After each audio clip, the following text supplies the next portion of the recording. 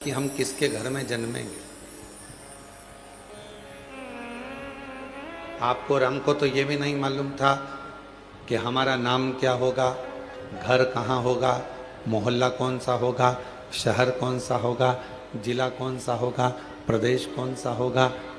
आपको और हमको किसी को नहीं, किसी को।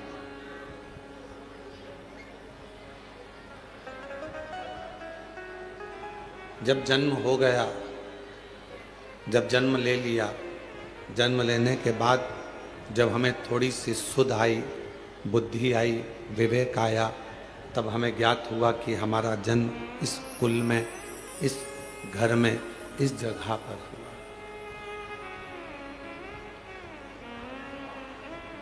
एक फूल को नहीं मालूम होता कि वो सुबह टूटेगा, अर्थी पर जाएगा कि मंदिर में जाएगा। एक फूल को नहीं मालूम कि वो टूटने के बाद किसी के जूड़े में, गजरे में लगेगा, या वो फूल टूटने के बाद किसी की श्रद्धांजलि में जाएगा। फूल को यह नहीं मालूम कि ये पुष्प कहाँ और कब जाएगा, कैसे जाएगा। जैसे पुष्प को नहीं मालूम होता कि वो कहाँ कब किस जगह पर जाएगा, वैसे ही संसार में जन्म लेने वाले एक मानव को नहीं मालूम होता कि वो कहाँ कब और कैसे जाए। पर कुछ पूर्व का अच्छा कर्म होता है, कोई पूर्व का किया हुआ अच्छा कार्य होता है, तो अच्छे कुल में, अच्छे घर में, अच्छे परिवार में और सनातन धर्म में और भारत माता की गोद में जन्म मिल जाता है।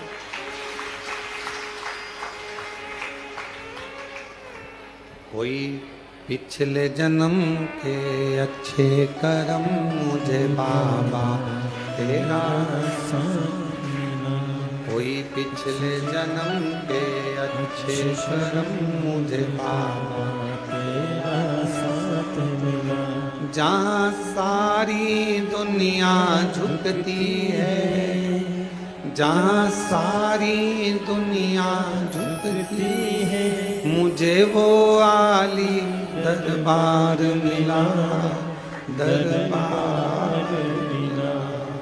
कोई पिछले जन्म के अच्छे कर्म मुझे बाबा तेरा, कोई पिछले जन्म के अच्छे कर्म मुझे बाबा तेरा। कोई पूर्व का जन्म अच्छा होगा, कोई पूर्व का किया हुआ कार्य अच्छा होगा, जो मानव का शरीर पूरा मिल गया। भगवान ने कोई हाथ पैर, आँख, नाक, मुख, कान में कोई कमी ना छोड़ी। श्रवण शक्ति भी पूर्ण दी, नासिका भी पूर्ण दी, नेत्र भी पूर्ण दी है, वाणी भी पूर्ण दी, कोई कमी ना रखी। और पूर्व का कोई अच्छा कर्म होगा, जो आज सावन के महीने में कावड़ लेकर कुबरेश्वर बाबा के धाम में आकर विराजमान है। कोई पूर्व का कर्म अच्छा होगा, जो शिव महापुराण कथा के इस पंडाल में कथा श्रवण करने के लिए, जहाँ कथा सुनने के लिए सबका दिल होता है, कंकर शंकर की भूमि पर कथा श्रवण करने के लिए बैठे। और मैं एरंडोल वाले काबरा जी को और गुप्ता परिवार को धन्यवाद देता हूँ। कोई पूर्व का पुण्य होगा जो जजमान पद आपको श्रावण के महीने में प्राप्त हो। इस श्रावण के अवसर पर आप लोग पहुंचे।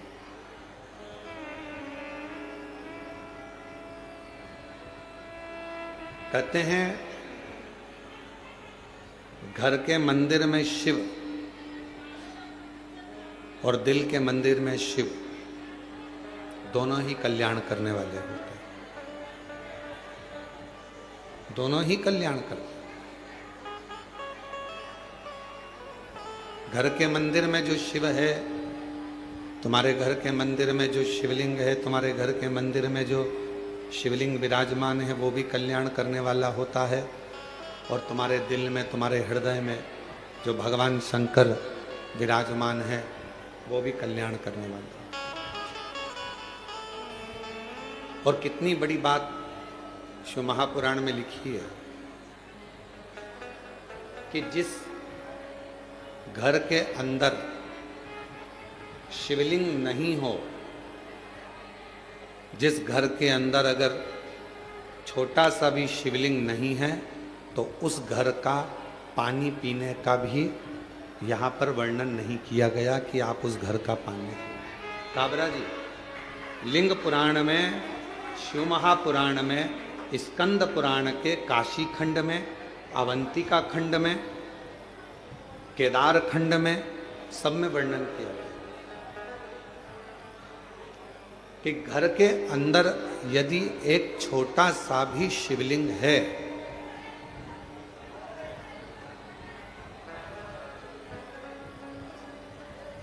घर के अंदर यदि एक छोटा सा भी शिवलिंग है, छोटा सा, और वो घर फिर किसी का भी हो, अगर छोटा सा शिवलिंग घर के अंदर है, फिर वो घर किसी का भी, उस घर का जल स्वयं गंगा के जल के बराबर।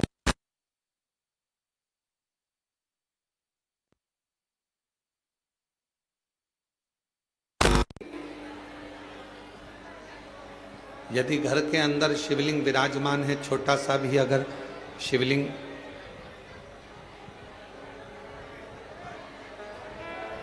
बाहर आवाज नहीं जा रही है, उस आवाज की व्यवस्था करो। घर के अंदर यदि छोटा सा भी शिवलिंग है और वो शिवलिंग आपके घर के अंदर है, और आप अगर पूजन कर रहे हैं तो ठीक, पूजन नहीं कर रहे हैं तो ठीक, और घर के अंदर वो शिवलिंग अगर रखा भी है, तो कहते हैं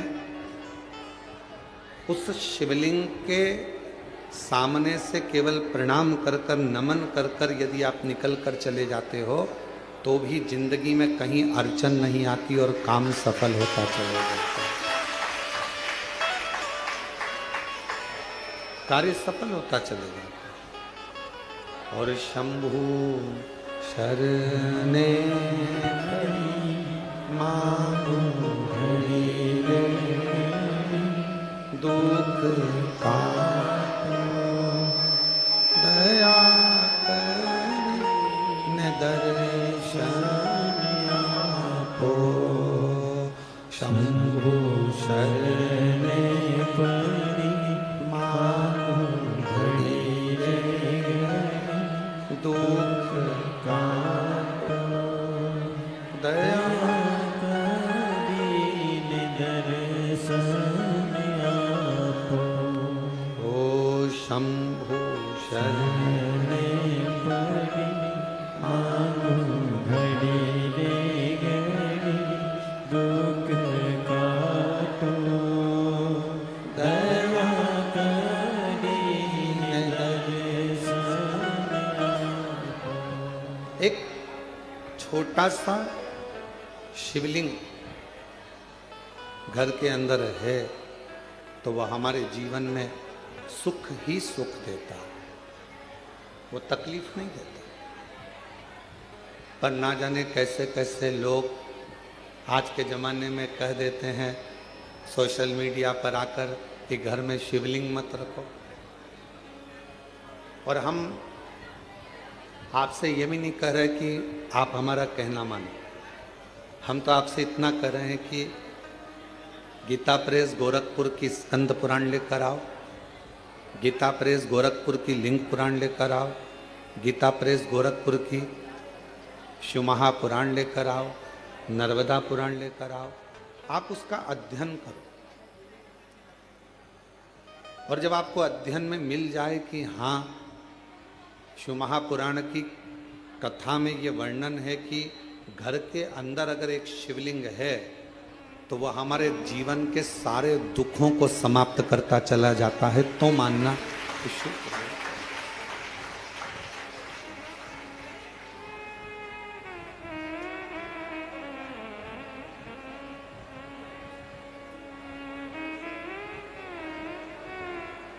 एक एक पुराण के एक एक शब्द का अध्ययन करो, पढ़ो, और नहीं पढ़ सकते तो फिर गुरु की वाणी पर भरोसा करो। अगर आप शिव पुराण को, लिंग पुराण को, नर्मदा पुराण को, स्कंद पुराण को नहीं पढ़ सकते तो फिर आप गुरु की वाणी पर विश्वास करो, गुरु की वाणी पर भरोसा करो। महाराज,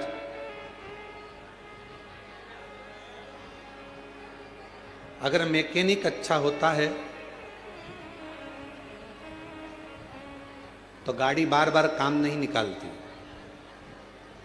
एक बार गाड़ी को अच्छा करवा लिया तो वो गाड़ी फिर बहुत दिन तक ठीक चलती रहती है। ठीक है,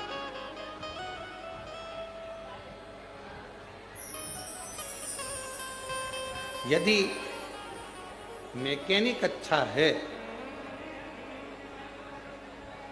और मैकेनिक अगर ठीक है, गाड़ी अगर एक बार उसने सुधार दी है तो वो गाड़ी फिर काम नहीं निकाले, फिर वो गाड़ी काम बार बार नहीं निकाल सकती। जैसे मैकेनिक अच्छा है तो गाड़ी बार बार काम नहीं निकालती है, गाड़ी बार बार बिगड़ती नहीं है, उसी तरह यदि गुरु अच्छा है तो ये मन बार बार बिगड़ता नहीं है और गलत जगह पर जाता है।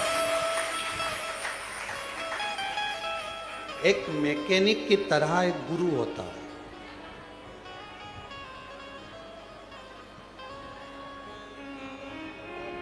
गुरु भी एक मैकेनिक की तरह।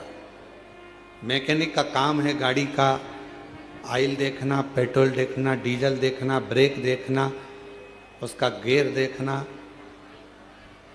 और सारी चीजें उस मैकेनिक ने देखी, जो खराब थी वो सही। अब मैकेनिक गाड़ी सही करता है तो क्या माइक लेकर चिल्लाता है इसका ब्रेक बेकार हो गया है? मैकेनिक माइक लेकर चिल्लाएगा कि इस गाड़ी का क्लच बेकार है,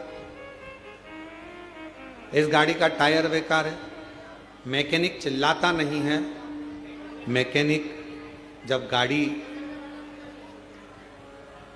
सामने सुधरने के लिए आती है और वो गाड़ी जब जो उसमें प्रॉब्लम होती है, जो उसमें खराबी होती है, जो उसमें बेकार होता है, तो मैकेनिक जो खराबी होती है उसको निकालता जाता है, सही करता जाता है, अच्छा करता जाता है, और बाद में पूरा बिल थमा देता है, मैंने ये ठीक करा है।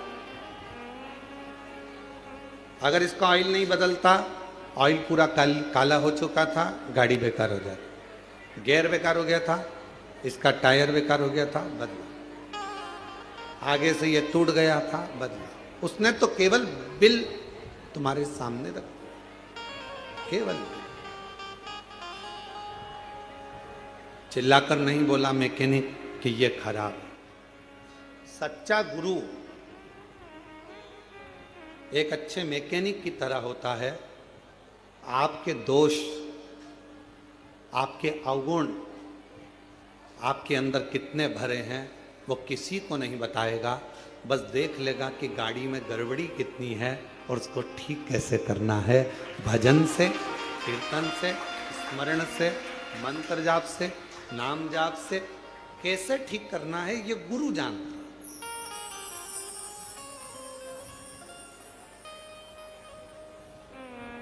और किसी ने बहुत अच्छा कहा, नहाए धोए हरि मिले, नहाए धोए हरि मिले तो मैं नहाऊं 100 बार। अगर केवल नहाने से भगवान मिलता तो मैं 100 बार नहाता रहता। अगर केवल नहाने से भगवान मिलता तो मछली दिन भर पानी में ही रहती है, उसको भगवान मिल जाए, मगर को मिल जाए। नहाए धोए हरि मिले तो मैं नहाऊं 100 बार। हरि तो मिले निर्मल मन से, प्यारे मन का मेल बाहर निकाल, परमात्मा मिल गया। अब कोई कहे कि तुम नहा कर आ रहे हैं, तुम्हें इनको छूना नहीं, या नहा कर आए हैं, इनका स्पर्श मत करना। भगवान कहते हैं, कितना सुंदर शिव महापुराण के अंदर लिखा है, जरा शास्त्र का अध्ययन करिएगा। घर में अगर बुजुर्ग माँ बाप हैं, बूढ़े माता पिता हैं, घर में छोटा सा बच्चा गोदी में है, माँ बाप ने अगर गंदगी कर दी है और घर के बहुओं ने, बच्चों ने उसकी गंदगी को साफ कर दिया, मंदिर जा रहे थे, गंदगी साफ कर कर भी मंदिर गए ना, तो भी भगवान ये नहीं कहेगा कि तू गंदा आया है। घर के बुजुर्ग बीमार हैं, गंदगी कर दिए हैं, उनका शरीर बेकार हो गया है, उस शरीर को आप हाथ लगा रहे हो, गंदगी साफ कर रहे हो, पूरा घर साफ कर रहे हो, और उसके बाद भी भगवान के मंदिर जा रहे हो, भगवान कभी नहीं कहेगा कि तू गंदा। एक छोटा सा बच्चा माँ की गोद में है, वो बच्चे ने माँ की गोद में गंदगी कर दी, माँ ने उसके बार बार कपड़े बदल दिए, धो दिए, और माँ उसके बाद भी भगवान को जल चढ़ाने जा रही है, तो भगवान कभी नहीं कहेगा कि तुम गंदे हो, भगवान तुम्हारे जल को स्वीकार करेगा। घर के बुजुर्ग माँ बाप, घर के बुजुर्ग सास ससुर, घर के बुजुर्ग, तुम्हारे घर में रहने वाला कोई बूढ़ा है व्यक्ति है, दादा दादी हैं, बुजुर्ग हैं, उनकी सेवा कर रहे हो, तुम मंदिर जा रहे हो और तुमने सोचा कि मंदिर से आकर ऐसा करूंगी, या मंदिर जा रहे हो तो मुझे साफ जाना है, तो शिव महापुराण की कथा कहती है, सबसे पहले बाबा को जल चढ़ाने से पहले अगर कोई घर का बुजुर्ग पलंग पर पड़ा है, बीमार है, और उसने गंदगी भी कर दी है ना, तो पहले साफ करो, फिर बाबा का नाम लेकर बड़े प्रेम से बाबा को जल चढ़ाने जाओ, बाबा तो भी स्वीकार करो। माँ बाप से बड़ी दुनिया में कोई पूजन नहीं। किसने कहा कि माता पिता से बड़ी कोई पूजा नहीं? श्री गणेश जी महाराज ने। पृथ्वी की परिक्रमा करने की बात आई तो श्री गणेश जी महाराज ने अपने माता पिता की परिक्रमा की। किसने कहा कि माता पिता से बड़ा कोई जीवन में अतिथि नहीं होता? भगवान श्री षडानंद कार्तिकेय जी ने। श्री शैलम पर कार्तिकेय जी रुष्ट होकर चले गए, मल्लिकार्जुन में जाकर बैठ गए श्री शैलम पर, भगवान शिव और पार्वती उनके अतिथि बनकर चले गए। कौन कहता है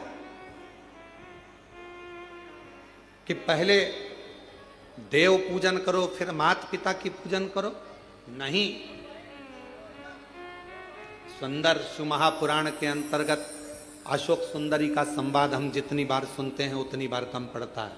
अशोक सुंदरी सबसे पहले अपने माता पिता, अपने सास ससुर की सेवा में लीन रहती थी, इसके बाद में अन्य कार्य में, अन्य सेवा में, अन्य भजन में जाता। क्यों गुरुजी? घर में छोटा सा बच्चा है, उसने गंदगी कर दी और मुझे जल चढ़ाने जाना था, सुबह सुबह बच्चा उठ गया, गंदगी कर दी, मैं नहा धो कर निकली थी और फिर वापस मुझे मंदिर जाना था और मैं जल चढ़ाने के लिए जा रही थी, गंदगी साफ करी, मंदिर नहीं जा पाई क्योंकि आज मैं बच्चे की गंदगी साफ करी तो मंदिर नहीं पहुंच पाई। शास्त्र कह रहा है माँ को बच्चे गोद में है और चाहे गोद में गंदगी कर दे और माँ उसको साफ कर कर बच्चे को वापस सुलाकर बड़े प्रेम के साथ अगर मंदिर जाती है तो भी शिव स्वीकार कर लेता है। उसको शंकर कहते हैं, उसको शिव कहते हैं। नहाय धोय हरि मिले तो मैं नहाऊं सो बार।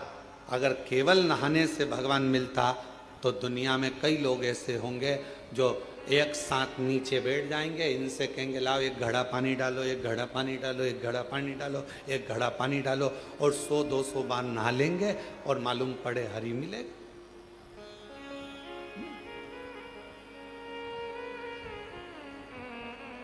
सेवा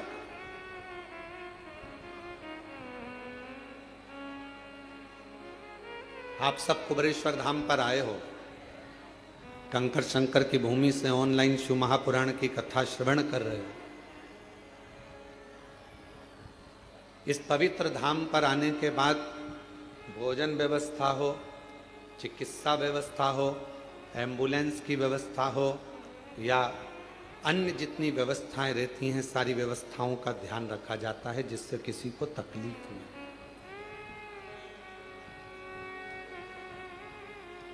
मेरा भोले बाबा, मेरा शंकर भगवान फिर निवेदन करें तुम्हारे निर्मल मन को, तुम्हारे विश्वास को देखता। फिर कहेंगे पूजन तुम कितनी देर की कर रहे हो उससे कोई मतलब नहीं, पर भरोसा कितना कर रहे हो वो मूल है। जल लेकर आए हो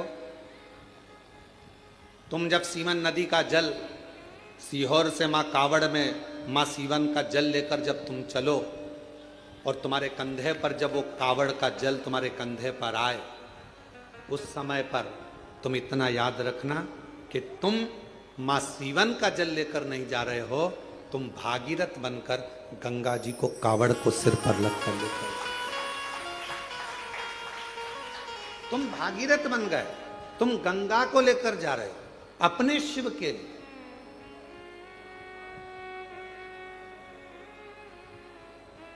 कोई तुमसे कहे जल कहां से भरा, कहा सीहोर से, कितना किलोमीटर जाना है, 11 किलोमीटर है। जल कौन सी नदी का है, तो कहा सीवन का जल है। कब तक सीवन का जल है, जब तक तुमने वहां से नहीं भरा। तुम्हारे दोनों कलश के अंदर, कावड़ के दोनों लोटे के अंदर, कावड़ के दोनों कलश के अंदर जब सीवन का जल भरा गया, तुमने अर्चना कर ली, पूजन कर ली, कंधे पर रख लिया, फिर वो सीवन का जल नहीं रहा, वो गंगा जल बन गया और तुम भागीरथ बन गए। उस समय पर तुम भी लीलाबाई, कमलाबाई कब तक थी, जब तक तुम सीवन के तट पर पहुंची। तुम्हारा नाम राम सिंह कब तक था, जब तक तुम सीवन के जल पर पहुंचे। जब तुम सीहोर में सीवन नदी के तट पर पहुंचे, तब तक तुम्हारा नाम राम सिंह था, तुम्हारा नाम कमलाबाई था। और जब तुमने जल भर लिया तो तुम ना कमलाबाई हो ना राम सिंह हो, लोग तुमको कहेंगे तो कावड़िया ही कहेंगे, वो तुमको नाम से नहीं पुकारेंगे। कावड़िया का मतलब ही यही है, कावड़ लेकर जाने वाला। कावड़ का मतलब होता है कि गंगा के जल को भगवान शिव तक लेकर जाने वाला गंगा।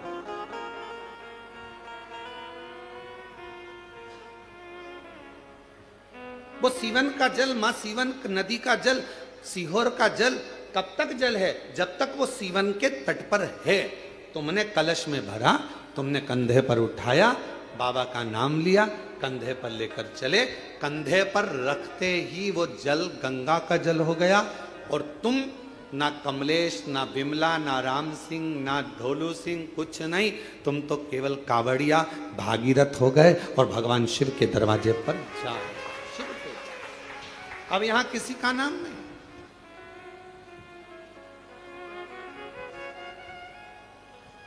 किसी का नाम।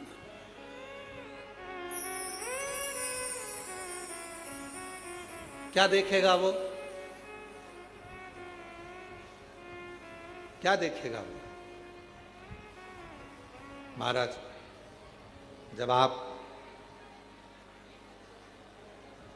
जाओगे उसके दरवाजे पर,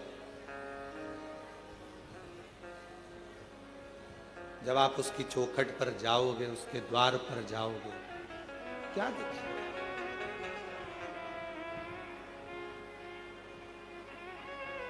अगर वो देखेगा, अच्छा बोलिए, ईमानदारी से बोलना, जितने लोग आस्था चैनल पर कथा सुन रहे हैं, जितने फेसबुक यूट्यूब पर कथा सुन रहे हैं,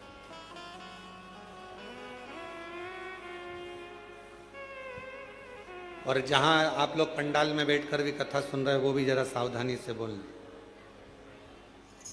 भगवान की डायरी में तुम्हारा नाम लिखा है क्या? राम सिंह केरावत, औरंगाबाद से। भगवान कहेगा कि औरंगाबाद से राम सिंह कौन आया है, नाम लिया जाएगा वहां पर? जम के बोलो नहीं। वहां नगर पालिका की डायरी में तुम्हारा नाम होगा, आधार कार्ड की डायरी में तुम्हारा नाम होगा, यहां पृथ्वी पर तुम्हारा नाम होगा। वहां तो केवल डायरी खुलेगी और उस डायरी में केवल जो जीव आत्मा भेजी गई है, उस जीव आत्मा, जैसे हर मोबाइल में एक छोटा सा कोड, एक छोटा सा कुछ डला होता है जिससे मालूम पड़ जाता है कि मोबाइल कहां पर। तुम कोई सी भी सिम फंसा,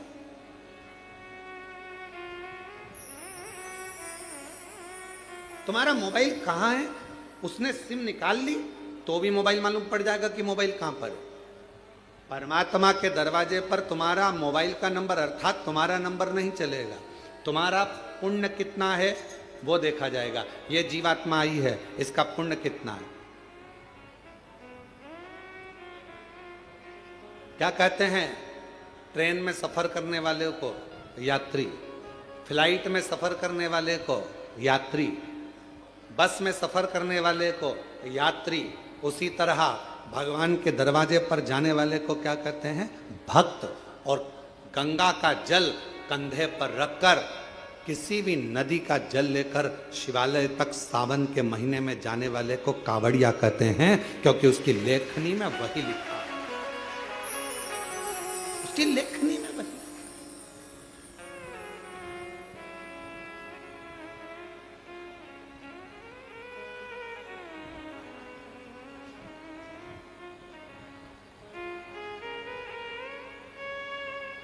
अभी किसी का एक छोटा सा वीडियो आशीष जी ने हमको दिखाया, उसमें उन्होंने किसी ने बयान दिया कि कावड़ उठाने वाले तो जो ऐसे लोग होते हैं, हमने किसी पैसे वालों को कावड़ उठाते नहीं देखा, उसको गरीब लोग कावड़ उठाते हैं। उसको मेरा जवाब है, जिसने ये बोला उससे कहना है कि जितने कावड़ उठाकर लेकर जा रहे हैं उसके घर में तेरे जैसे तो नौकर पड़े हैं।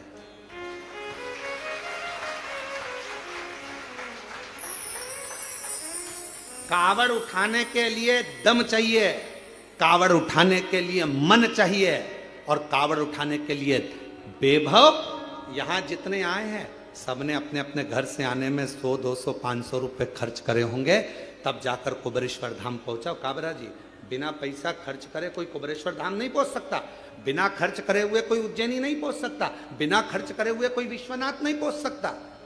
केवल अपने ऊंचे ऊंचे सिंहासन पर बैठकर मुंह चला देना, अपनी राजनीति का मुद्दा बना लेना और कह देना कि कावड़ उठाने वाले ऐसे, कावड़ उठाने वाले वैसे। सनातन धर्म पर उंगली उठाना सरल है, कभी पत्थर फेंकने वालों पर भी उंगली उठाया करो, तब समझ में आएगा कि आनंदता किसे कहते हैं।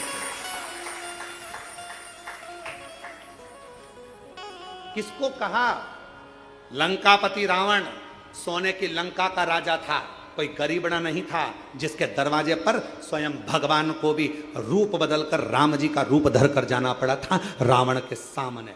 कितना विद्वान होगा जिसके दरवाजे पर 33 कोटि देवता सामने खड़े होते थे, सारी अप्सराएं, गंधर्व, किन्नर, नाग, पशु, पक्षी जिसके द्वार पर रहते थे। सोने की लंका का अधिपति था। और कोई पूछे रावण से, उसके पिताजी से पूछे, विशर्वा बाबा से पूछे कि ये सोने की लंका उनको कैसे मिल गई, कौन ने दी, तो विशर्वा बाबा भी कह देंगे कि ये सोने की लंका देने वाले तो मेरे शंकर भगवान है। लंकापति रावण से पूछे कि सोने का नगर किसने दिया, तो वो भी कह देंगे कि देने वाले शंकर भगवान है। किसी से पूछा जाए, भगवान राम जी से पूछा जाए कि लंका का राज्य तुम्हें कैसे मिल गया, रावण का तुमने संहार कैसे कर दिया, तो कहा शंकर भगवान की कृपा से। भगवान कृष्ण से कोई पूछे कि द्वारका का राज्य कैसे मिल गया, द्वारका के अधिपति कैसे बन गए, तुम्हारे यहाँ संतान की प्राप्ति इतनी हुई कैसे हो गई, तो कहा शिव की कृपा से। दुनिया का कोई व्यक्ति ऐसा नहीं है जिसको मेरे भगवान ने दिया नहीं है, मेरे शिव ने कृपा नहीं करी। बस उसको भजने वाला चाहिए, उसको करुणा करने वाला, उसको जपने वाला चाहिए। केवल स्नान से कोई कहे 100 बार नहा लो, भगवान मिल जाएगा, कोई के कपड़ा बदल लो, भगवान मिल जाएगा, कोई के ऐसा कर लो, भगवान मिल जाएगा। तुम तो एक काम करो, सारी समस्या का हल का जल दिल से आए, एक लोटा जल चढ़ाया, श्री शिवाय नमस्तुभ्यं। आज के जमाने में इतना आडंबर, कोई के महिलाओं को ओम मत बोलने दो, तो कोई के पुरुषों को ये मत बोलने दो, तो कोई को ये मत बोलने दो। इसलिए शिव महापुराण ने एक शब्द दे दिया, एक अक्षर दे दिया विद्येश्वर संहिता का, श्री शिवाय नमस्तुभ्यं। अब इस शब्द में कोई लफड़ा नहीं, कोई लड़ाई नहीं, कोई विवाद नहीं, कोई नहीं कहेगा तुमसे कि इसमें ओम लगाओ, कि ये मत लगाओ कि वो मत लगाओ। आज के जमाने में लोगों ने, अरे मां जगत जननी जगदम्बा अंबा पार्वती पंचाक्षर मंत्र का जाप करती हैं। नमः शिवाय, ओम नमः शिवाय, नमः शिवाय, ओम नमः शिवाय। पहले भी कथा में कहा, पुरुष ओम अक्षर के नाद से प्रारंभ करेगा और स्त्रियां नमः शिवाय से प्रारंभ कर कर ओम तक, ओम से फिर नमः शिवाय तक। श्री शिवाय नमस्ते। सहज सरल आडंबर से रहित शंकर को बारंबार प्रणाम। पंचाक्षर मंत्र का मतलब भी क्या होता है? नमः शिवाय का मतलब शिव जी को प्रणाम करता हूं। ओम नमः शिवाय का मतलब शंकर भगवान को, ब्रह्मांड के रचयिता को प्रणाम करता हूं। और श्री शिवाय नमस्तुभ्यम का मतलब है शंकर भगवान को प्रणाम करता हूं। शिव को प्रणाम करना है, भाव शुद्ध हो, मन शुद्ध हो, हृदय निर्मल हो। फिर वही बात आ गई, नहाए धोए हरि मिले तो मैं नहाऊं। जम के बोलो, मैं नहाऊं सुबाद। हरि तो मिले निर्मल मन से प्यारे, मन का मेल बाहर निकाल। मन के मेल को निकाल दे तो भगवान को मिलने में देरी नहीं होगी। शिव तेरे सामने खड़ा होगा। शिव को क्या चाहिए? कोई दिखा। और कितना कृपालु शंकर भगवान। मेरे भगवान शंकर ने कोई धन वैभव संपदा की वस्तु कभी तुमसे नहीं मांगी महाराज। जितने भी शुभक्त शिव महापुराण की कथा को सुन रहे हैं, बड़े सावधानी से सुनना कि मेरे शंकर भगवान ने तुमसे कभी करोड़ों का धन नहीं मांगा। शंकर भगवान ने कहा, जो फूल किसी देवता पे नहीं चढ़े तुम मुझे चढ़ा दो। देवों में देव महादेव, घर के बुजुर्ग, घर के बड़े, घर के वृद्ध, घर के भयो, घर के भयो शिवा। आ जान दो, इधर निकाल के बिठा दो, बिठा के दो। घर के भयो, घर के वृद्ध, घर के बुजुर्ग शिव शिव। हाँ वहीं आगे बिठा दो उधर के। घर के भयो हैं, घर के वृद्ध हैं शिव शंकर। औघड़दानी शंभु।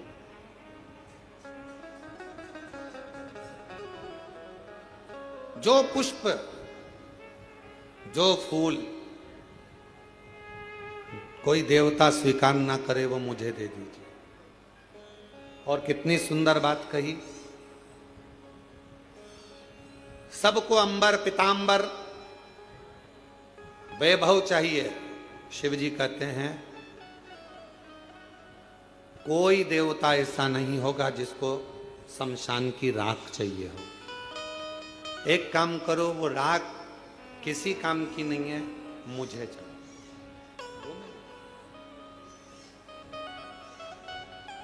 वो राख मुझे दे दो,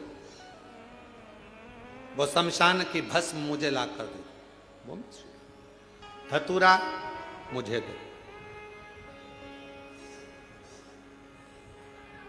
एक मंदार का फूल, एक शमी का पत्र।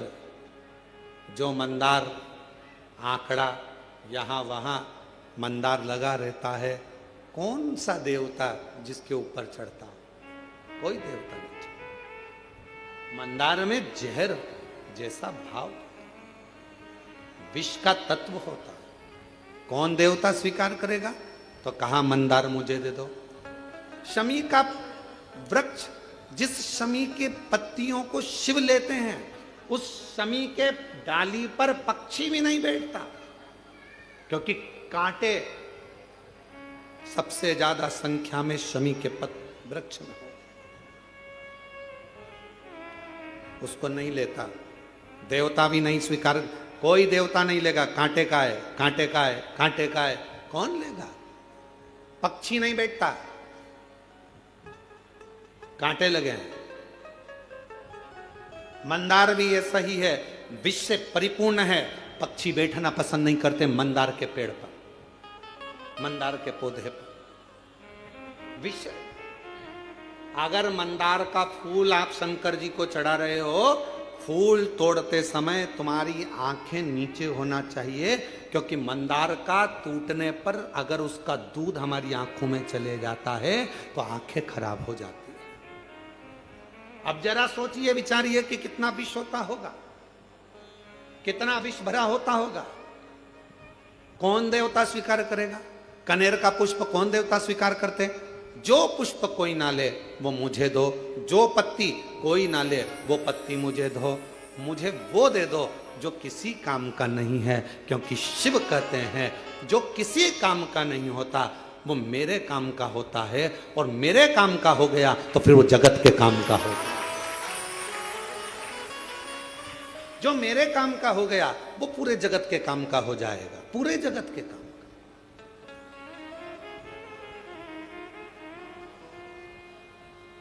काबरा जी, अभी गुप्ता जी भी बैठे हैं, ध्यान दें, काशी में जो विश्वनाथ जी का प्रसाद बनता है, जो काशी का प्रसाद डब्बे वगैरह जो जाते हैं प्रसाद के रूप में, काशी में जितनी बेलपत्र चढ़ती है, जितनी बेलपत्र, उस बेलपत्र को पीस कर सुखाकर उस बेलपत्र का ही प्रसाद वितरण किया जाए। अभी काशी में एक नई बात आनंद की होगी, और पूरे काशी वासियों को मैं उसके लिए धन्यवाद देता हूं कि बेलपत्र का सदुपयोग प्रारंभ आपने करवा दिया। और मैं सबको बताना चाहूंगा, हमारी उज्जैनी में अवंतिकापुरी में जो पुष्प अवंतिका नाथ को, मेरे महाकाल बाबा को चढ़ते हैं, जो बेलपत्र मेरे महाकाल बाबा को चढ़ती है, वो सारी बेलपत्र पुष्प जाते हैं और उससे गुलाल, उससे अगरबत्ती, धूप बत्ती और अन्य सामग्रियां, हवन सामग्रियां ऐसी निर्मित होती है जो संपूर्ण जगत का कल्याण कर रही है। संपूर्ण जगत।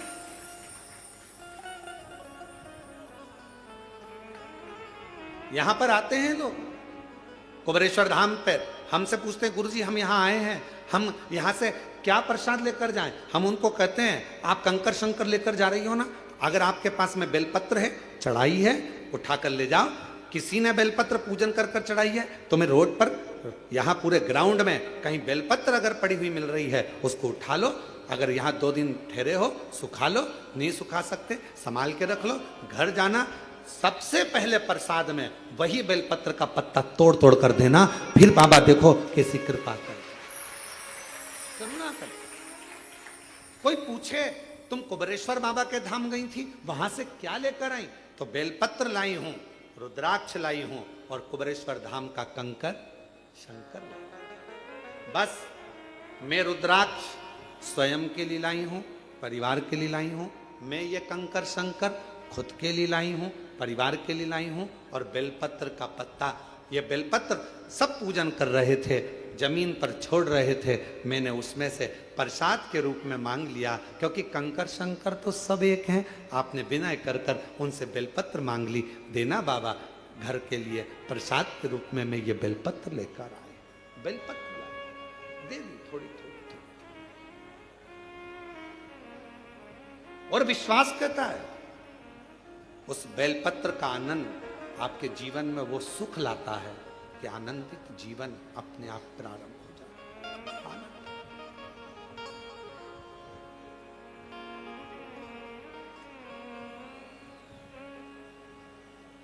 हम इस प्रांगण में भी ज्यादा नहीं निकलते, क्यों? आप लोग चरण छूने का प्रयास करते हो, और हम हमेशा एक ही बात कहते हैं कि चरण हमारे नहीं, देवाधिदेव महादेव, ये कंकर शंकर की भूमि है। यहाँ शंकर के चरण पकड़ो, बाकी के किसी के चरण मत पकड़ो। यहाँ शिव के शंकर। हम नहीं निकलते। जब भी कोई कार्य देखने के लिए बाहर निकलते हैं और कोई कहता है गुरुजी कृपा, हम उनसे कहते थे वो नीचे बेलपत्र पड़ी, उठाओ जरा, लाओ, ले जाओ। बाबा सब करुणा करते हैं, बेलपत्र से बड़ा क्या दे। कुबेरेश्वर धाम आए हो तो 3 चीजों का स्मरण रखना। पहले नंबर पर रुद्राक्ष, यहाँ का रुद्राक्ष ना बेचा जाता है, ना किसी को दिया जाता है। यहाँ का रुद्राक्ष तो झोली पसार कर, हाथ फैलाकर बाबा के दरवाजे से मांग कर लेकर जाओ, कह कर जाओ बहुत तकलीफ में हूँ, मुझे विश्वास है तू मेरी झोली भर देगा, मैं वापिस आऊँगी, मैं तुझे लेकर जा रही हूँ। बहुत बीमार है घर में, उसके लिए तू चल, उसकी रोग, उसका दुख मिटा देना। कुबेरेश्वर बाबा तेरे भरोसे पर आई हूँ। मैं नहीं जानती कि मैंने कुछ पुण्य करा कि नहीं करा, पर एक पुण्य जरूर करा कि आज तेरे धाम से मैं तुझे अपने घर तक लेकर जा रही हूँ। ये आए हो यहाँ का रुद्राक्ष, कंकर शंकर पूजन करी, 4 कंकर छोड़कर 1 कंकर लेकर चले गए। बाबा तू मेरे साथ चल, जिस दिन कार्य पूर्ण हो वापिस लेकर आ जाऊंगी। एक पत्र आया,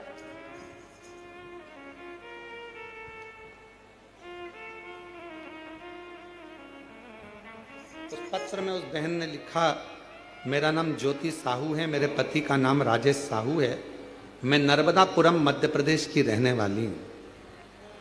हम 9 साल से किराए के मकान में रहते हैं। हमने बहुत बार प्रयास किया हमारा खुद का मकान हो, पर पति अकेले कमाने वाले, हमारे यहाँ कुछ ऐसा धन नहीं कि हम कोई मकान ले सके। फिर किसी ने कहा कि सियोर वाला महाराज कथा कहता है और वहाँ कंकर शंकर की भूमि है, अगर वहाँ जाकर कुछ मांगा जाता है 3 महीने में बाबा बुला लेता। हम पहली बार 1 मार्च 2025 यहाँ आए। अभी कौन सा महीना चल रहा है, जम के बोलो, जुलाई। ये कब आई? 1 मार्च 2025 को हम सीहोर में आ गए। कथा सुनी, बाबा से झोली पसार कर, इसी कथा के पंडाल में बाबा को झोली पसार कर कहा, हमारी हैसियत नहीं कि हम मकान ले सकें, क्योंकि खाने तक के लाले, किराए के मकान में रहते रहते 9 साल हो गए। आप करुणा करेंगे, सबकी झोली भरते हो, मेरी भी भर दो। कंकर ले गए, रुद्राक्ष ले गए, बेलपत्र ले गए, और बाबा ने ऐसी कृपा कर दी लोगों की, तो 3 महीने में, हमारे को तो बाबा ने 15 दिन के अंदर ही रिजल्ट दे दिया, और हमारी हैसियत से ज़्यादा हमारे बाबा ने झोली दी। गुरुदेव इतना दिया मेरे बाबा ने कि मेरी झोली खाली, क्या बोलूँ मैं कि झोली तंग हो गई, इतना मेरा बाबा दे। मकान दुकान क्या ना देता, और तेरी कृपा का क्या है। कहीं बैठी हो, मेरा नाम ज्योति साहू है, मेरे पति का नाम राजेश साहू, नर्मदापुरम मध्य प्रदेश की रहने वाली है। तेरी कृपा का क्या है भरोसा, कब किस पर हो जाए जरा से हम पर कर दो, जरा हम पर कर दो। जिस पर भी हो गई तेरी करुणा कृपा। जिनका पत्र है वो पीछे से आना, जिनका भी पत्र है आगे से कोई नहीं आएगा, जिनके भी पत्र पढ़ेंगे वो पीछे से आ, पीछे वाले रास्ते से। शिव शिव है, शंकर शंकर है। कंकर शंकर की भूमि कुबेरेश्वर धाम पर आ रहे हो, सेवा करो। झाड़ू मिल जाए झाड़ू निकालो, झाड़ू ना हो कोई सामान पड़ा हो उस जूट से थोड़ा सा मार्ग सुलभ करो। कंकर शंकर एक जगह रखे हैं, उनको उठाकर दूसरी जगह रख दो, सफाई करो, साफ रखो। रुद्राक्ष खूब प्रेम से मांगो बाबा के दरबार से, खूब।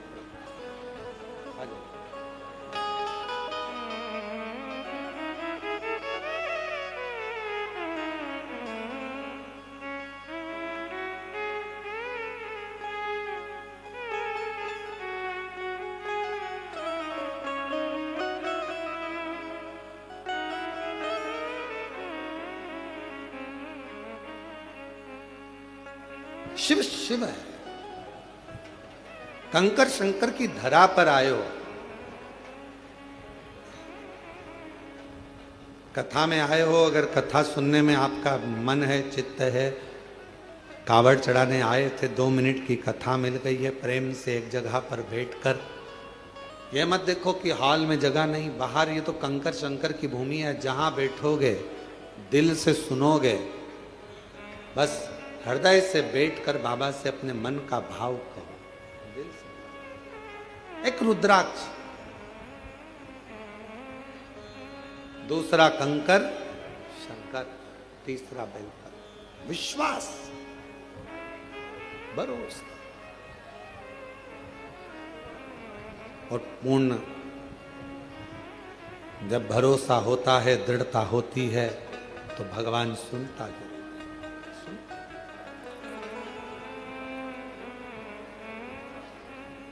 आप किसके आश्रित होकर आ रहे हो?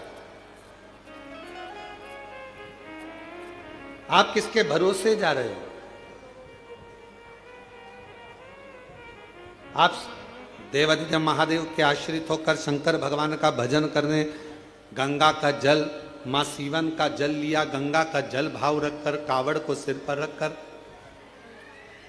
कंधे पर रखकर शिव नाम लेते लेते श्री शिवाय नमस्तुभ्यम बोल बम बोल बम बोल बम बोलते बोलते शिव के दरवाजे तक आ। देने वाला वो करो। शिव जी ने कहा कि मुझे वो दे दो जो किसी काम का नहीं है, उसको मैं अपने पास रखकर काम वाला बना दूं। शमशान की राख को शंकर भगवान ने अपने तन से लगाया। आज वो शमशान की राख भी लोग अपनी तिजोरी में रखते हैं संभाल कर, अगर मंदिर से मिल जाती है तो। अवंतिका नाथ से, मेरे विश्वनाथ जी से अगर भस्म भी मिल जाती है तो लोग उसे संभाल कर रखते हैं। नहीं तो राख है, भस्म है, कौन संभालेगा, कौन रखेगा? पर चपटी भभूत में है खजाना, कुबेर का खजाना चपटी भभूत में। जैसे कंकर शंकर की भूमि को कुबेरेश्वर महादेव कहते हैं, कुबेर भंडारी की भूमि कहते हैं, यहाँ की रज, यहाँ का कंकर, यहाँ की धूल, यहाँ की मिट्टी स्वयं कुबेरेश्वर बाबा का चरण का प्रसाद है। स्वयं यहाँ की रज, यहाँ का कंकर, यहाँ की मिट्टी, यहाँ का रुद्राक्ष, यहाँ का बेलपत्र अगर इस भूमि पर स्पर्श भी हो जाता है तो वो अपने आप में एक प्रबल औषधि के रूप में, एक आनंद के रूप में हमारा भंडार भरने वाला शिव शंकर। भस्म लगाई मेरे शिव जी ने तो भस्म करोड़ों की हो गई। चपटी भभूत में है खजाना, चपटी भभूत में खजाना। शिव जी ने कहा जो किसी काम का नहीं वो मुझे दे दो, जो किसी काम का नहीं वो मेरे काम। और फिर कहूं आप सबसे, दुनिया के लोग आपको ताना देंगे, दुनिया के लोग आपको अपशब्द कहेंगे, दुनिया के लोग आपको गालियां देंगे, आड़ा टेढ़ा कहेंगे। ये मंदिर जाती है, कभी शमी पत्र चढ़ा देती है, कभी बेलपत्र चढ़ा देती है, कभी ये चढ़ा देती है। लोग कहेंगे ये तो कहीं कोई टोना कर रही है, कहीं कुछ कर रही है। कहने वाला सब कहता रहेगा, आग लगे बस्ती में अपन रहो मस्ती। अपना शिव, अपना पिता, अपना शंकर, देव अधिदेव महादेव अपने हैं, हम उसकी संतान है। हम जिस रूप में, जिस भाव में, जैसे महादेव को भजेंगे, हमारा महादेव हमारी उस भाव में श्रवण करें। जिस भाव, कल शिवरात्रि है, आज प्रदोष है। कितने किस्मत वाले हो आप लोग। सावन का महीना, प्रदोष का दिन, साथ में शिव महापुराण की कथा, कावड़ का जल, आप सब कितनी करुणा। कल शिवरात्रि है, कल बाबा की शाम को 7 बजे से 8 बजे तक ऑनलाइन पूजन होगी। पूजन के समय पर हो सकता है लाइट चले जाए तो आस्था चैनल पर, हो सकता है टीवी बंद हो जाए तो मोबाइल पर भी हमारी जो समिति का जो भी लिंक है उससे जुड़ कर रहें और उसको पूजन को ऑनलाइन करें। मान लो ऑनलाइन करने में भी आगे पीछे हो जाओ टेंशन मत लेना, बाबा का भजन करना, दिल से बाबा को भजते रहना, श्री शिवाय नमस्तुभ्यम कहते रहना और बाबा को निमंत्रण देते रहना। बाबा तुम्हारा कल्याण जरूर। पूरा विश्व, पूरा देश नहीं विदेश में भी लोग कल का इंतजार कर रहे हैं। सावन की शिवरात्रि का इंतजार पूरी दुनिया करती है।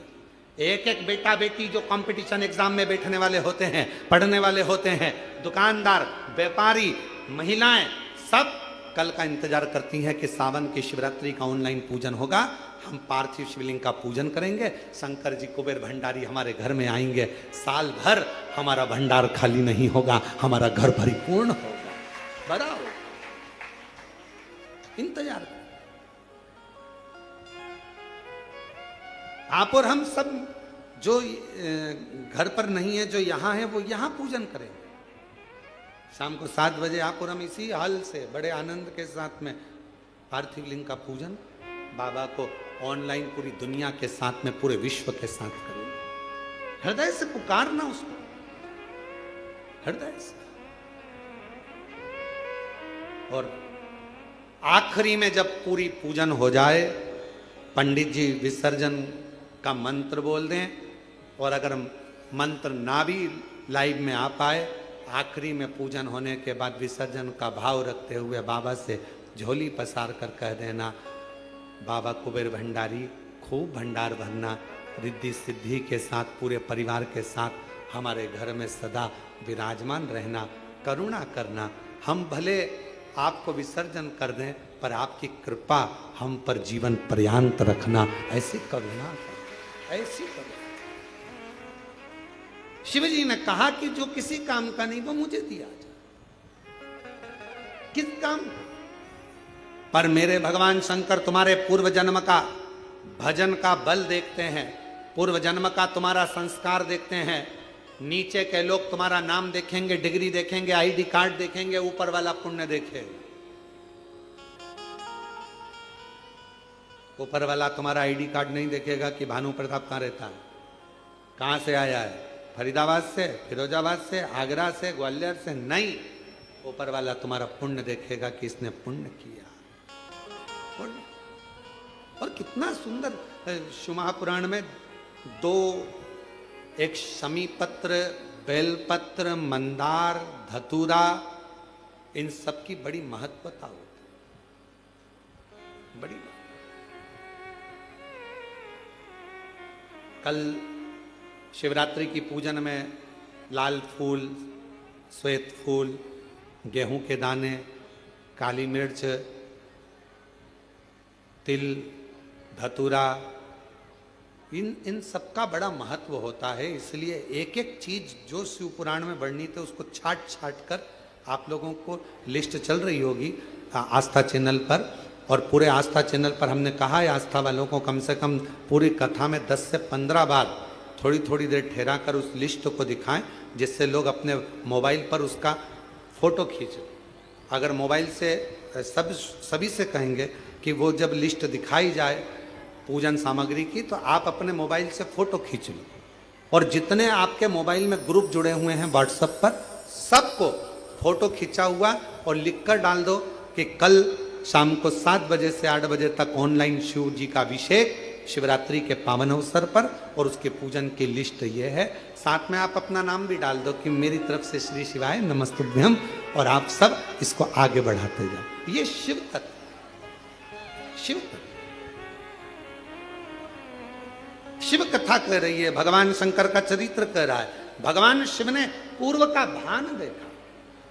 शमी पत्र, मंदार, धतूरा, बेलपत्र, इन सबके पुण्य की महत्वता कितनी कितनी महत्व। शिव महापुराण का एक चरित्र बड़ा सुंदर आता है, और ये कथा हम पहले बात चुके हैं। उस कथा में इसका वर्णन किया था। यदि भगवान गणेश जी की पूजन और भगवान शंकर की पूजन दोनों जब शमी पत्र से करी जाती है, तो शरीर में कैसा भी रोग भरा पड़ा हो, डॉक्टर ने कह दिया कि यह बहुत बेकार रोग है और ये रोग इसका पीछा नहीं छोड़ेगा। यदि आपको डॉक्टर ने कह दिया कि ऐसा है, डॉक्टर की दवाइयाँ लो, जांच कराओ, डॉक्टर को दिखाओ, रिपोर्ट लाओ, पर साथ में 7 स्थान बताए हैं जहां पर शमी पत्र को अगर चढ़ाते रहे तो वो रोग कितना भी बड़ा हो, आखिरी में वो रोग समाप्त हो ही जाता है। 7 स्थान बताए शमी पत्र। अब शमी पत्र के 7 स्थान तो बताएं, पर शमी पत्र की इतनी महत्वता क्यों है, मंदार की इतनी महत्वता क्यों है, गणेश जी की पूजन में, शिव जी की पूजन में इतनी महत्वता क्यों है? 7 स्थान पर शमी पत्र का वर्णन किया गया। 7 शिव महापुराण के वो 7 स्थान शिवलिंग के आप लोग देखेंगे, दर्शन करेंगे। ये मानकर चलिए ये जलाधारी है, ये जहां से जल बहता है वो स्थान, ये शिवलिंग है। समझ में आ रहा है सबको? ये शिवलिंग, ये जलाधारी, ये जल बहता है वो स्थान, बीच में अशोक सुंदरी का स्थान, गणेश जी कार्तिकेय जी का स्थान, माँ जगत जननी का हस्तकमल, शिवलिंग, ऊपर जलाधारी में जया, विषहरा, शामली बारी, दौतली, 7 स्थान बताए। पहला स्थान अशोक सुंदरी का स्थान, द्वितीय स्थान भगवान श्री गणेश जी महाराज का स्थान, जहां गणेश जी का स्थान है सीधे भाग में उस। तृतीय स्थान मां पार्वती जी का हस्तकमल। चतुर्थ स्थान भगवान शंकर का शिवलिंग। चौथा स्थान।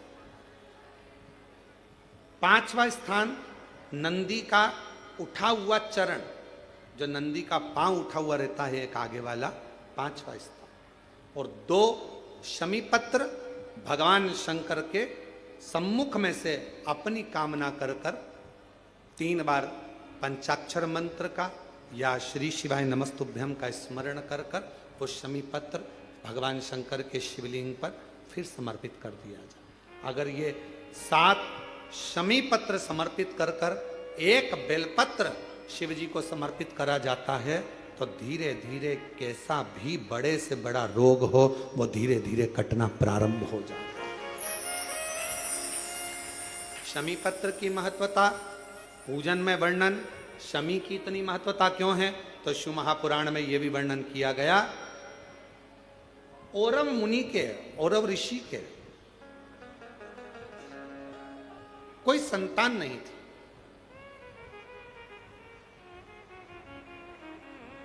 और औरव ऋषि की कोई संतान नहीं थी, बड़े दुखी थे। उनकी धर्म पत्नी ने एक दिन औरव ऋषि से पूछा कि संतान की प्राप्ति के लिए क्या करा जाए। औरव ऋषि ने कहा कि शिव के अलावा कौन, तो शंकर की आराधना करी उनकी धर्म पत्नी ने भी और औरव ऋषि ने। और शिव आराधना का फल ये मिला, धर्म पत्नी प्रदोष काल आता था, शाम के समय भगवान शंकर की आराधना में डूब जाती थी और औरव ऋषि भी शाम के समय शिव की आराधना करते थे शाम के समय।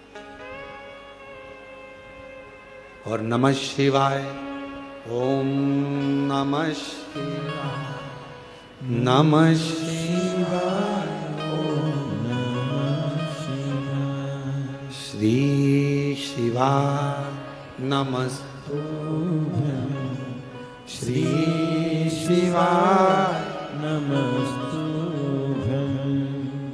स्मरण में लगे हैं औरव ऋषि। उनकी धर्मपत्नी भी शाम के समय भगवान शंकर का भजन कर रही, बाबा से प्रार्थना करी, रोज शाम के समय पर भगवान शंकर की आराधना करते, पूजन करते, स्मरण करते। शिव जी ने कृपा कर उसका गर्भ ठहर गया। गर्भ ठहरने के बाद एक लड़की ने, कन्या ने जन्म लिया। कन्या ने शाम के समय जन्म लिया, इसलिए औरव ऋषि ने और उनकी पत्नी ने उसका नाम शमी रख दिया। क्या नाम रखा? शमी। कन्या का जन्म हुआ। औरव ऋषि की यहां बड़ी बधाइयां बजी, खूब उत्सव मना। समय आया जब औरव ऋषि के यहां पर कन्या का जन्म हो गया कुछ समय ही आनंद के साथ में एक ऋषि और हुए जिनका नाम था धौम्य ऋषि। और धौम्य ऋषि के यहां भी एक बेटे का जन्म हुआ जिसका नाम मंदार रखा। क्या नाम रखा? मंदार। एक कन्या जो औरव ऋषि के यहां जन्मी उसका नाम शमी था। धौम्य ऋषि के यहां जो बालक जन्मा उसका नाम, जम के बोलो सब लोग, मंदार। मंदार जानते हो ना, फूल होता ना मंदार का, आंकड़े का फूल जो होता मंदार। कई लोग हमसे कहते हैं, आप कहते हो संतान प्राप्ति के लिए आंकड़े की जड़ का, सफेद आंकड़े की जड़ का प्रयोग करो, मंदार की जड़ का प्रयोग करो। उसका कितना महत्व है जरा देखो तो शास्त्रों।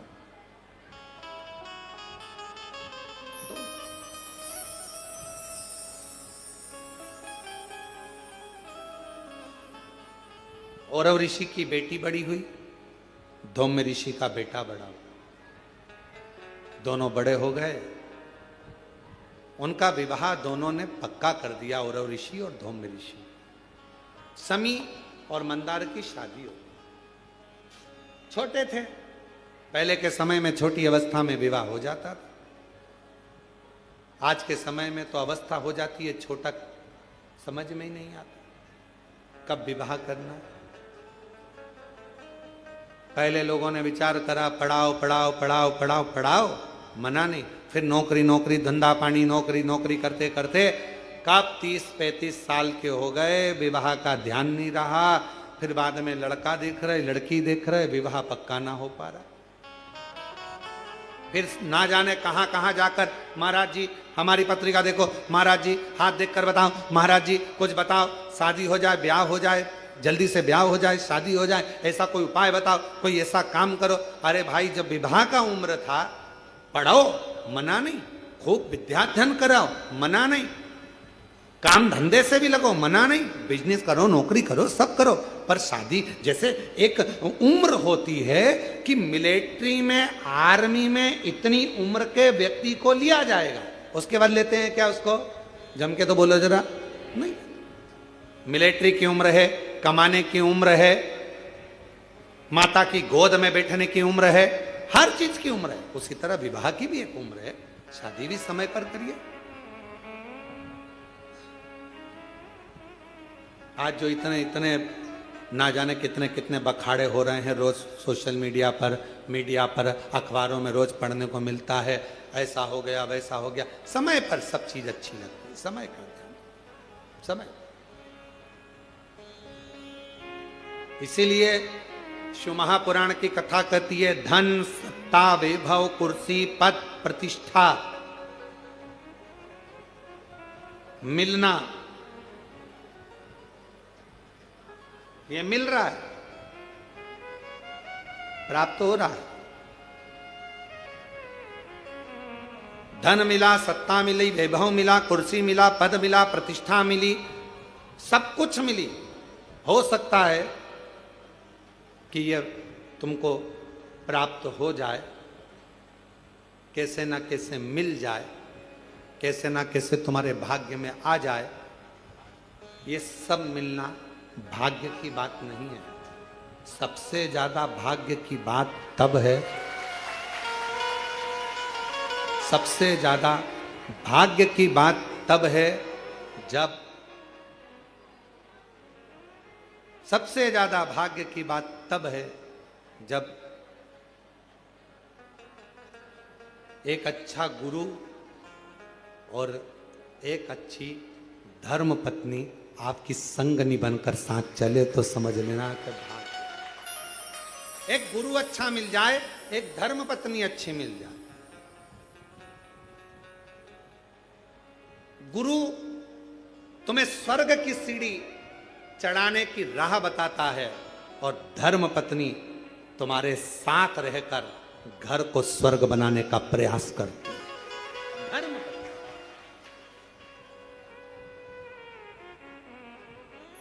घर को स्वर्ग।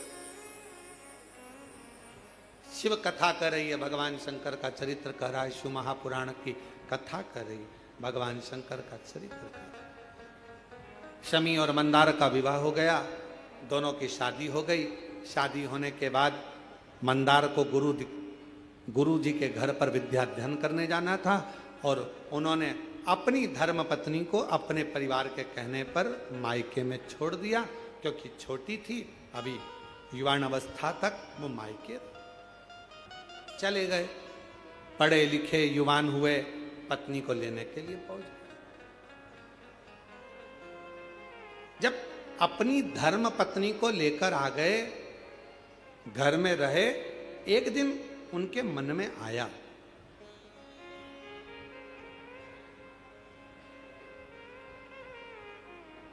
उनके मन में भाव प्रकट हुआ,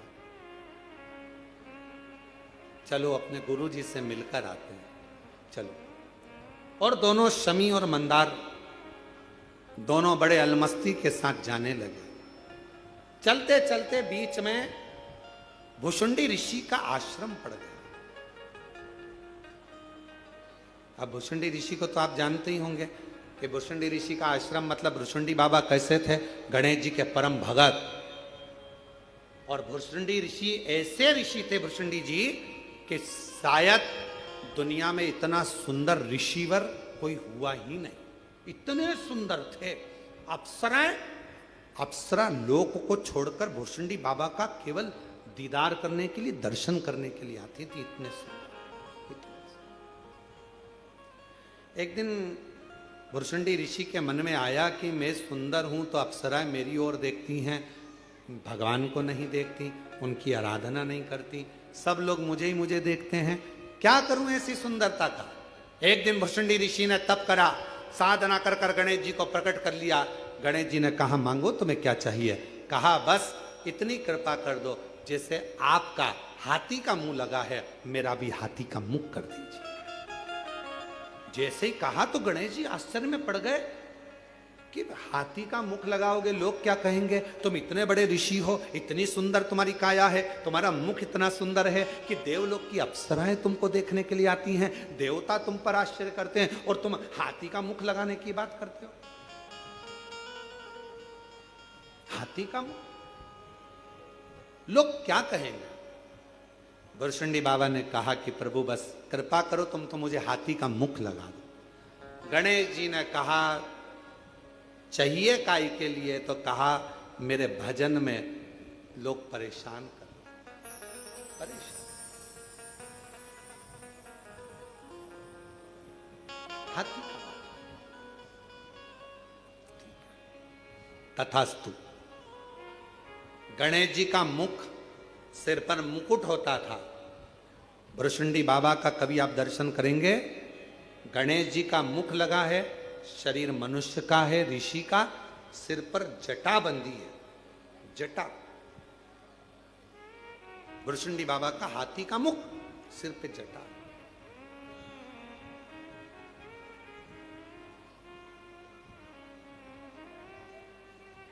भुषुंडी बाबा वहां अपने आश्रम में थे। शमी और मंदार निकल कर जा रहे थे दोनों। अब नवयुवक थे, युवान थे, कई बार हंसने में आ गया। जैसे ही उन्होंने भुषुंडी बाबा का रूप देखा कि हाथी का मुख लगा है, मनुष्य का शरीर है, सिर पे जटाबंदी है, बड़े हंसने लगे। और जो ठाका लगाकर हंसे, इतनी देर में भुषुंडी बाबा को क्रोध आ गया। और भुषुंडी बाबा को जैसे ही ऋषि को क्रोध आया, उन्होंने श्राप दे दिया, ए शमी, ए मंदार, तुम इतने सुंदर, इतने विद्वान, इतने ज्ञानवान होने के बाद भी एक ऋषि पर हंसे हो, मैं श्राप देता हूं, ये तुम्हारी जड़ता है, इसलिए तुम दोनों वृक्ष के रूप में हो जाओ, ये मेरा श्राप है। चरणों में पड़ गए, क्षमा करो, क्षमा, गलती हो गई, क्षमा कर दो।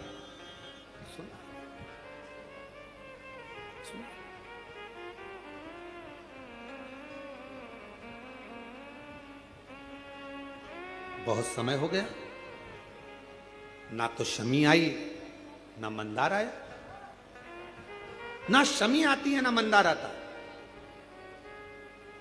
पिताजी को लगा और अब ऋषि को लगा कि मेरी बेटी से मिलकर आऊं। मिलने गए तो बेटी नहीं थी। कहा धौम्य ऋषि ने, दोनों गए हैं पर आए नहीं, ढूंढने निकले।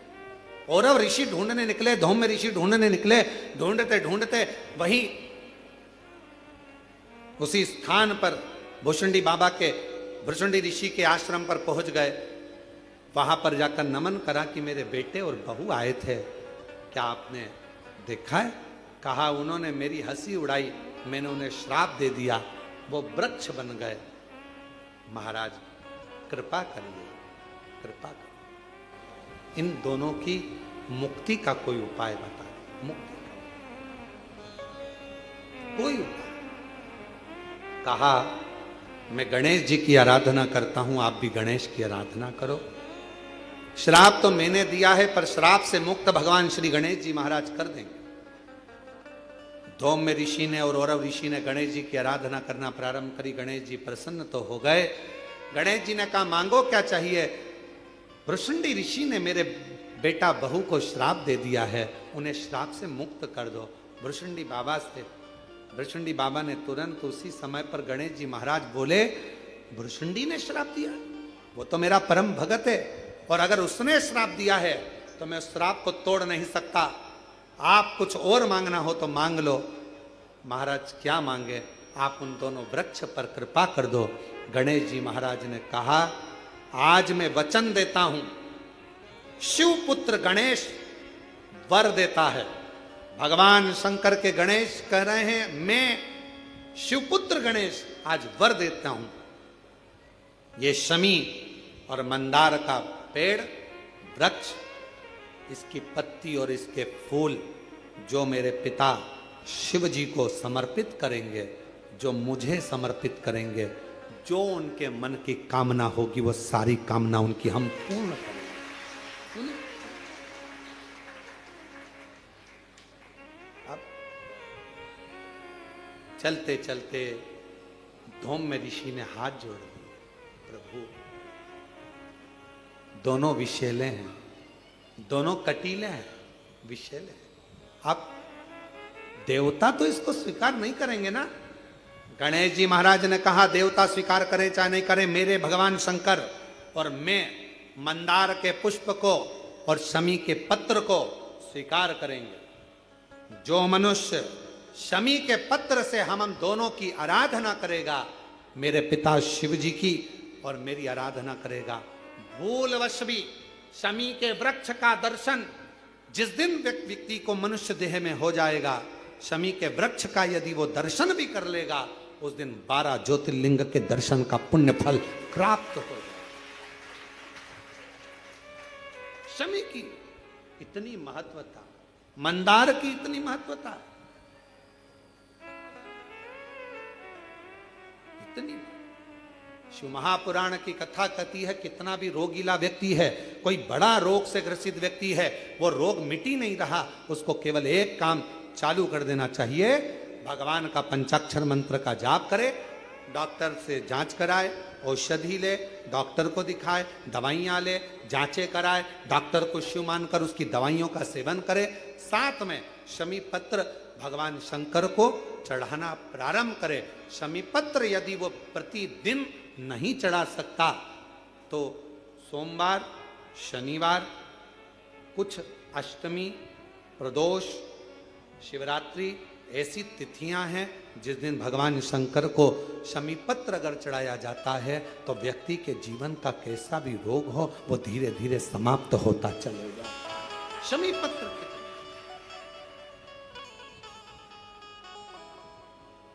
बेल पत्र का वृक्ष घर में रखते हैं,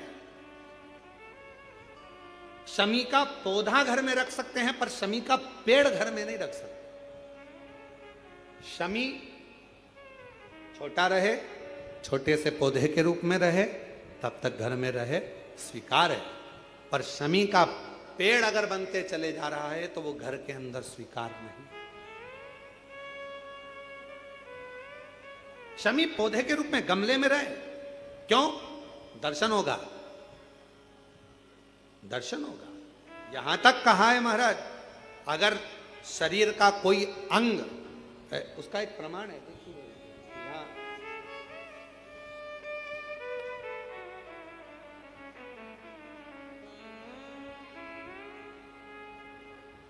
माता का नाम शशि देवी, पिता का नाम राजा कन्नौजिया। मैं काशी की रहने वाली हूं। एक लोटे जल का मैं क्या वर्णन करूं। मेरी बेटी 11 अप्रैल 2024 को उसको बुखार आया, उल्टी चालू हो गई, धीरे धीरे उसका मानसिक संतुलन खराब हो गया, बेहोश होती थी तो 2 से 3 घंटे तक उठती नहीं थी। 2 से 3 घंटे तक उठती नहीं थी गुरुदेव। डॉक्टरों ने भी समझ में नहीं आ रहा था हो क्या गया। दरवाजा पटकती, दीवार सिर पर मारती, दरवाजे को बंद कर लेती, अपना गला दबाने का प्रयास करती, कोई कुछ कहता, कोई कुछ कहता। 18 डॉक्टरों का दवा चला लेकिन फायदा बिल्कुल नहीं। आखिरी में क्या करते, किसी ने कहा यदि एक बार कोई सीहोर जाए, वहां से रुद्राक्ष लाए, उस रुद्राक्ष का जल गलाकर शिवलिंग पर चढ़ाकर अगर दिया जाए तो उससे अंतर आ सकता है। कोई कहे इसको हवा लगी, कोई कहे कुछ हो गया, कोई कहे कुछ हो गया।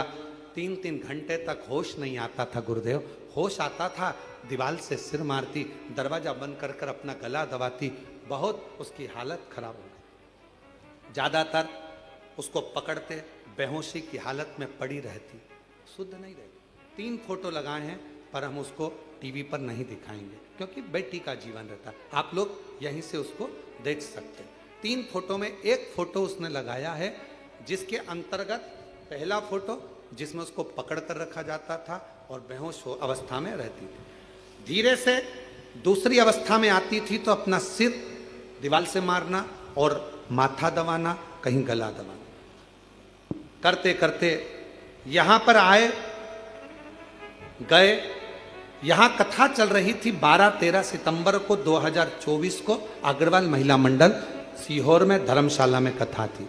अग्रवाल धर्मशाला की जो कथा होती है वो हमारी गादी की कथा होती है, साल में एक बार, जो हमारी पूर्व से कई सालों से लगभग 30 साल के लगभग में वो कथा का क्रम चल रहा है। वही कथा एक छोटे से हॉल में होती है, लोग उसको सुनने आते हैं। हम भी आए, अग्रवाल धर्मशाला में जगह नहीं थी, रोड पर बैठ गए, वहीं पर बैठकर कथा सुन ली। वहां पर आपने शमी की महत्वता का वर्णन किया। हमने शमी की पत्ती शिव जी को चढ़ाना प्रारंभ करी और बेटी के सिर के पास में लाकर रखना प्रारंभ करी।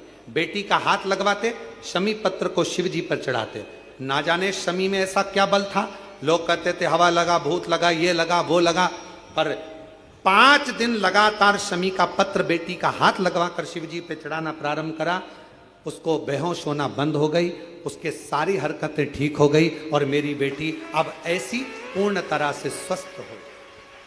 अब मेरी बेटी पूर्ण तरह से स्वस्थ हो गई। आज 1 वर्ष होने जा रहा है, मेरी बेटी को कोई दवा नहीं दी जाती और ना बेटी को कुछ दिया जाता। शमी के पत्र में वो बल होता है। यदि, कितना सुंदर कहा है महाराज। एक बात और अच्छे से ध्यान में रखें, पहली बार इस कथा का स्मरण हमारे इस लिंग पुराण के माध्यम से आया है। यदि तुम्हारे घर में छोटा सा शिवलिंग है और आपको लग रहा है कि कोई व्यक्ति कोई गलत कार्य कर रहा है या किसी ने हमारे को कोई गलत कार्य करा, कोई ने बताया आपको, वैसे तो कोई गलत होता नहीं है, कर्म के आगे क्या गलत होगा, फिर भी आपको ऐसा लगता है, एक शमी का पत्र आपके घर में रखे हुए शिवलिंग पर चढ़ा दीजिए, उसके ऊपर एक बेलपत्र चढ़ा दीजिए। किसी की सामर्थ्यता नहीं है कि दुनिया में कोई तुम पे टोना कर दे, कि टोटका कर दे, कि कोई हालत खराब, किसी की सामर्थ्यता नहीं। शमी का पौधा जिसके घर में, पर उतना याद रखना, शमी का पेड़ नहीं, बेलपत्र का वृक्ष तुम्हारे घर में हो, शमी का वृक्ष नहीं, शमी का पौधा हो रहे, जिसके घर के आसपास में, घर के नजदीक में शमी का छोटा सा पौधा होता है, वहां पर भी कोई गलत कार्य कोई कर नहीं सकता। किसी की सामर्थ्यता नहीं, सामर्थ्य। शिव तत्व की प्राप्ति। और महाराज शिव शिव है, शंभु शंभु, ओघड़दानी ओघड़दानी।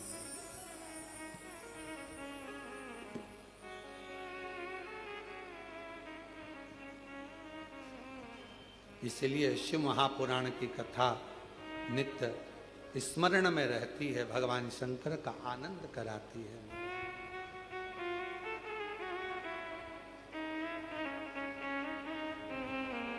भगवान शिव की कथा।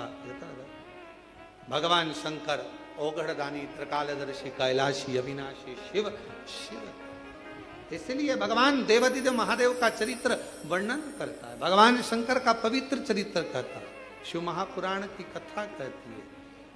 और शंभु शरणे पड़ी मांगू घड़ी रे घड़ी दुख काटो दया दीन दर्शन ओ शंभु शरण पड़ी मांगो घड़ी रे घड़ी दुख काटो दया दीन दर्शन आपो। भगवान शिव से केवल दिल से प्रार्थना कर, मेरा हाथ पकड़ लो ओ भोले, दुनिया में हमारा कोई नहीं, मेरा हाथ पकड़ लो ओ भोले, दुनिया में हमारा कोई नहीं, मेरा हाथ पकड़ लो ओ भोले, दुनिया में हमारा कोई नहीं, मेरा हाथ पकड़ लो ओ भोले, दुनिया में हमारा कोई नहीं, दुनिया में हमारा कोई नहीं, दुनिया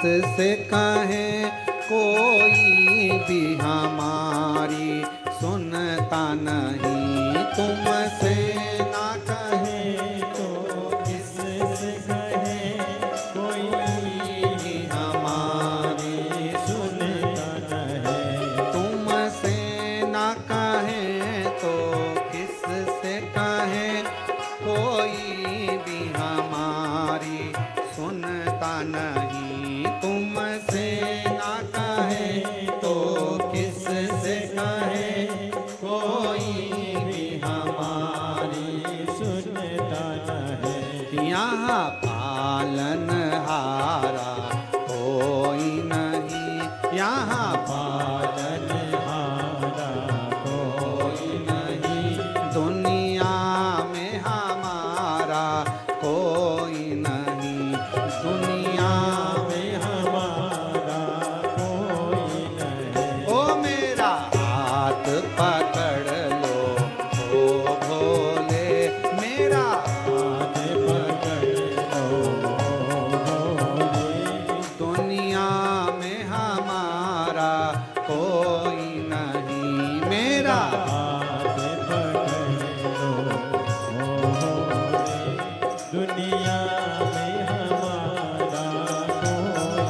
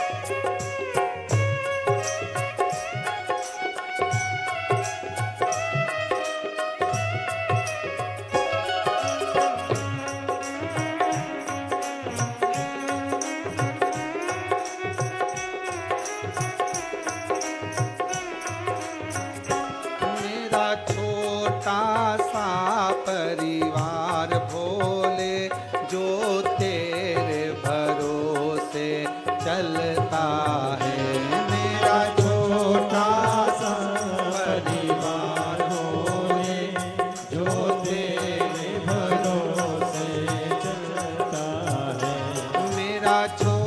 का सा परिवार भोले, जो तेरे भरोसे चलता है। मेरा छोटा सा परिवार भोले, जो तेरे भरोसे चलता है। इसे आप संभालो आकर के, इसे आप संभालो आकर के, गिरते का सहारा कोई नहीं, इसे आप संभालो आकर के, गिरते का सहारा कोई नहीं। मेरा हाथ पकड़ लो भोले, मेरा हाथ पकड़ लो भोले, दुनिया में हमारा कोई नहीं। मेरा हाथ पकड़ लो भोले, दुनिया में हमारा कोई नहीं। दुनिया में हमारा कोई नहीं, दुनिया में हमारा कोई नहीं, दुनिया में हमारा कोई नहीं, दुनिया में हमारा कोई नहीं। दुनिया में हमारा कोई नहीं, दुनिया में हमारा कोई नहीं, दुनिया में हमारा कोई नहीं, दुनिया में हमारा कोई नहीं। ओ मेरा हाथ पकड़ लो भोले, दुनिया में हमारा कोई नहीं, मेरा हाथ पकड़ लो भोले, दुनिया में हमारा कोई नहीं। इसे आप संभालो आकर के, इसे आप संभालो आकर के, इसे आप संभालो आकर के, इसे आप संभालो आकर के, गिरते का सहारा कोई नहीं, गिरते का सहारा कोई नहीं। मेरा हाथ पकड़ लो ओ भोले, मेरा हाथ पकड़ लो भोले, दुनिया में हमारा कोई नहीं, दुनिया में हमारा कोई नहीं। ओ दुनिया में हमारा कोई नहीं, दुनिया में हमारा कोई नहीं। ओ दुनिया में हमारा कोई नहीं, दुनिया में हमारा कोई आर महादेव है। अपने बैठकर भगवान शिव जी से अपने मन का भाव कहिए, दिल से प्रार्थना करो, निवेदन करो, विनय करो, विनती करो। आज प्रदोष का दिन है, बाबा को अपने मन से, अपने भाव से प्रार्थना करिए, विनय करिए, निवेदन करिए। कंकर शंकर की भूमि है, कहीं पर भी बैठकर कंकर शंकर की धरा है, बैठकर बाबा को अपने मन का भाव कहना। जिस प्रार्थना को करने के लिए पूरी दुनिया कथा के पंडाल में जाती है, आपको वो प्रार्थना कंकर शंकर की भूमि पर बैठकर करने का सौभाग्य मिला है। जहाँ जगह मिले वहाँ बैठ जाओ और दिल से बाबा को अपने मन का भाव कहिए, प्रार्थना करिए। सभी लोग साथ में बोलिएगा, बाबा से विनय करिएगा। जो लोग ऑनलाइन श्रवण कर रहे हैं वो सब आस्था चैनल के माध्यम से, फेसबुक, यूट्यूब के माध्यम से बाबा को अपने मन का भाव कहें, प्रार्थना करेंगे। दिल से विनय करें, निवेदन करें, प्रार्थना करें, विनती करें।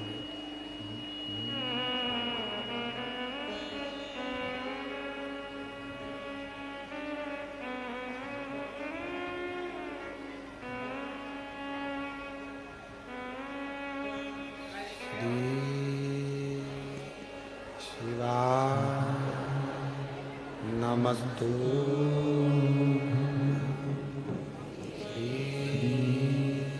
शिवाय नमस्तु श्री शिवाय नमस्तु श्री शिवाय नमस्तु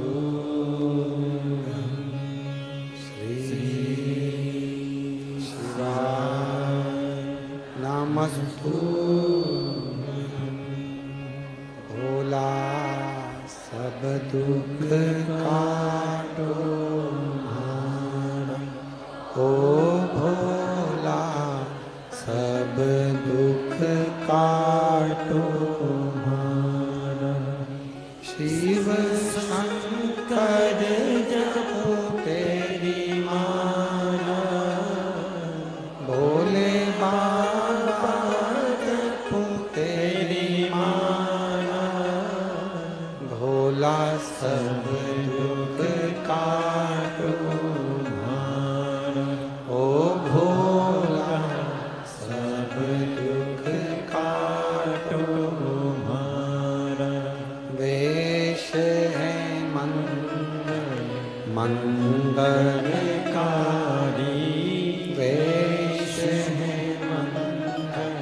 मंगलकारी, शमशान वासी हमारा, शमशान वासी हमारा, ओ भोला सब दुख काटो